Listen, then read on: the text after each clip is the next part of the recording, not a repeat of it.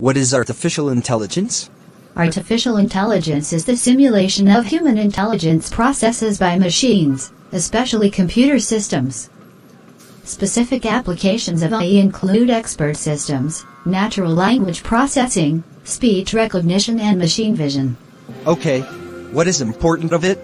In computer science and the field of computers, the word artificial intelligence has played a very prominent role, and of late, this term has been gaining much more popular due to the recent advances in the field of artificial intelligence and machine learning. Machine learning is that sphere of artificial intelligence where the machines are responsible for ending daily chores and are believed to be smarter than humans. Robotics and integration with AI devices have made machines think and work on a whole new level where they outsmart humans with their cognitive abilities and smartness. They have been known to learn, adapt and perform in a much faster way than what humans are supposed and programmed to do. Okay. Thanks, Mr. Robot.